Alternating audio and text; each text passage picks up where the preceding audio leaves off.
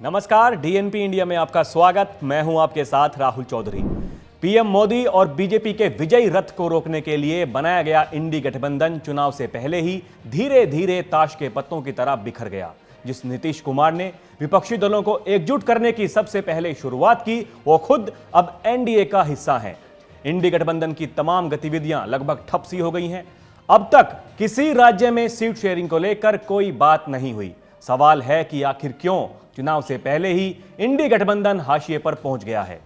India गठबंधन में 2 दर्जन से अधिक दलों को जोड़ने के लिए सबसे बड़ी बाधा बनी कोऑर्डिनेशन का अभाव।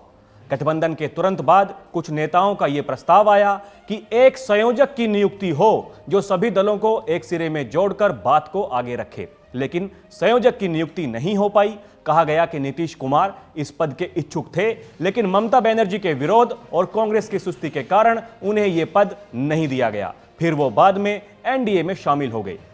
इंडी गठबंधन के घटक दल बीजेपी को हराने के लिए एक मंच पर तो आ गए, लेकिन कभी वे आपस में विश्वास नहीं बना सके। गठबंधन होने के बाद भी इसमें सभी राजनीतिक दल एक दूसरे के खिलाफ बयान देते रहे, सीट शेयरिंग का मसला हो या कुछ और।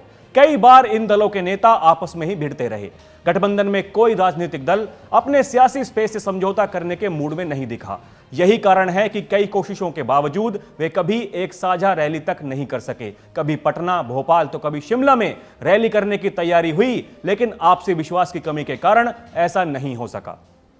अगस्त में मुंबई में गठबंधन की मीटिंग होने के बाद कांग्रेस ने लगातार बैठक की तारीख टाल दी, क्योंकि उनके नेता 5 राज्यों के विधानसभा चुनाव में व्यस्त थे।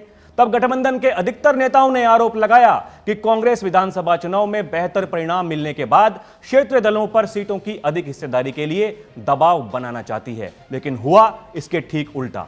इसके बाद क्षेत्रीय दल कांग्रेस पर दबाव बनाने लगे। शीर्ष नेतृत्व के बीच संवादहीनता बनी रही। कांग्रेस अपनी पूरी ताकत न्याय यात्रा में लगाती रही। इस तरह लैक ऑफ कम्युनिकेशन के चलते गठबंधन पटरी से उतरता चला गया। गठबंधन के घटक दल आपसी कलह को कभी कम नहीं कर सके। पश्चिम बंगाल में टीएमसी और लेफ्ट ने साफ संदेश दिया कि उनके बीच किसी तरह का समझौता मुमकिन नहीं है, जबकि दोनों गठबंधन का हिस्सा थे। उसी तरह पंजाब में कांग्रेस और आम आदमी पार्टी, केरला में कांग्रेस और लेफ्ट के बीच ऐसा ही अंतर्विरोध सामने आया। इसी गठबंधन के बीच जब मध्य प्रदेश विधानसभा चुनाव में समाजवादी पार्टी ने कांग्रेस से कुछ सीटें मांगी, तो कांग्रेस ने इसे सीधे खारिज कर दिया।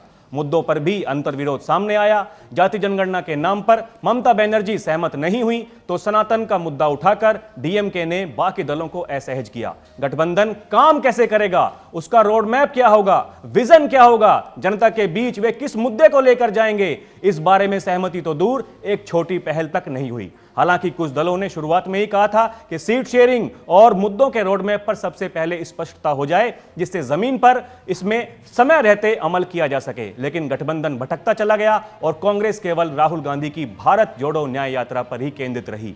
आलम यह है कि बीजेपी अब की बार 400 पार का दावा कर रही है। इंडिया गठबंधन लगातार टूटता चला जा रहा है और एनडीए का कुनबा मजबूत होता जा रहा है। अब तो आम जनता भी इस लड़ाई को आम चुनाव से पहले ही खत्म होती मान रही है। तो अभी के लिए इतना ही। खबरों का सिलसिला जारी है। आप देखते रहें डीएनपी इंडिया। नमस्कार।